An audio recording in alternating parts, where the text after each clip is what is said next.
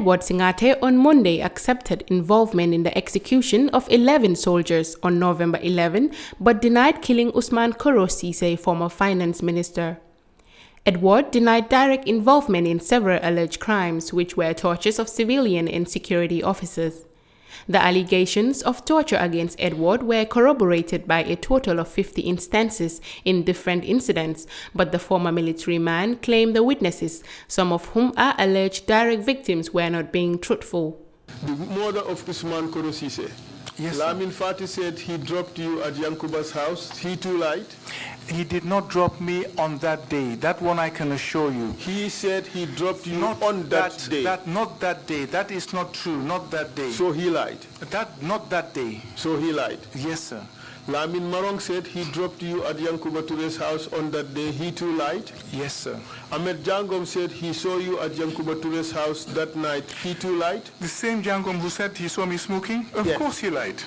Lamin Dur also said he saw you at Yankuba Toure's house at that night. He too lied? Not that night. That is inaccurate. It's not correct. Alaji Kanyi said he participated together with you in that murder. He too lied? Sir, Alaji Kanyi has lied through his teeth. Even the last part of the video that you played, he was misleading the commission and lying. Lamin Kababajo, with whom you served in Jame's cabinet, Yes, sir. said there was no investigation. You said there was an investigation. Kababajo also lied? No, I believe that there was an investigation. The Secretary General and myself agreed that there would be an investigation, and he instructed the police. So Kaba, did he lie when he said there was no investigation? I am not aware of Kaba saying that. All I know is that I was told that there was an investigation. I am telling you that Kaba testified before the commission and he said that there was no investigation. He lied. Well, sir, Kaba was the Minister of Interior. I was not. He lied. Sir, I don't know what Kaba said. I didn't even hear his testimony. Well, I am telling you. Mustafa Marong, former Attorney General, said he called you to tell you that there should be an investigation or to announce Koro's death, and you said no, it would not be announced until after a post-mortem. He lied? Sir, let me give context to that.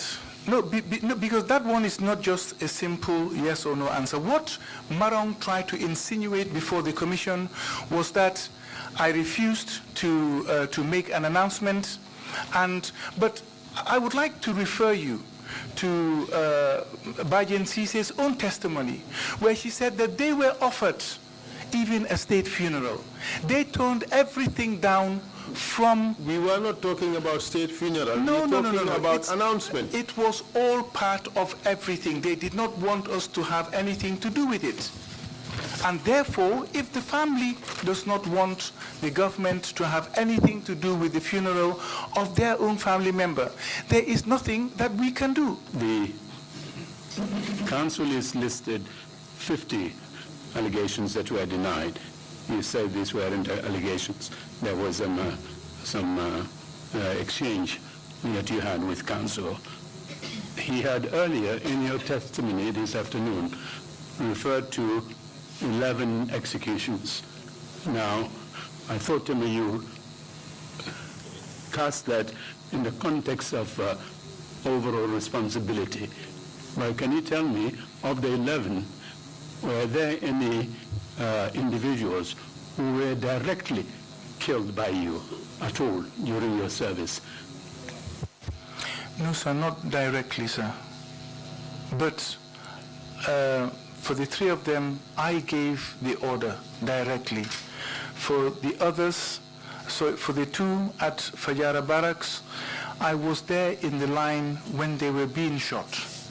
For the rest, for the 6 in the forest, I was there. And I take full responsibility as if I pulled the trigger myself. Was Mr. Singhate picking and choosing words and information about an act to give answers suitable for him? Let's find out what the public think about his testimony. My name is Omar Sebo Kamara. I'm a political science student of the University of the Gambia and a youth activist. The TRRC is not a court of law. The TRRC can only go into investigation and establish a report. Now, whether we all know at a point, we all know Edward was trying to dodge responsibility. We knew, but we cannot do anything about it. Let's let the process goes on, and let's let the law take the issue into its hand, not us. So the problem with Gambians is we feel Edu have lied, so Edu is not a human already. In fact, we cannot establish 100% that Edu has lied until the TRRC establish their report. So I think Edu will not dodge justice. Naturally, there is this tendency in man to always protect himself. Of course, the law of self-preservation always comes first. I believe that his submissions on the floor of the TRRC was more of accepting general and collective responsibility and trying to deny some forms of responsibility that it may be detrimental to him, you understand? So to him personally, yes. So, but if he is denying it and other confessional statements that have been made, point fingers on him, well, the TRC is still on. We're not shutting down. It is hard to believe, given all the evidences, that all the testimonies that we are given, by some of the witnesses. But he has a right to testify whether he did it or not. But this is a Truth and Reconciliation Commission. It's not a court of law. Hopefully, the court should be able to establish the truth regarding Kolo's killing. Edward la kumakanga même fo koro la koto. Edward man tonya killing for. Même tonyati amawofo. La opinion yori man tonya fo. Adu naba nyama.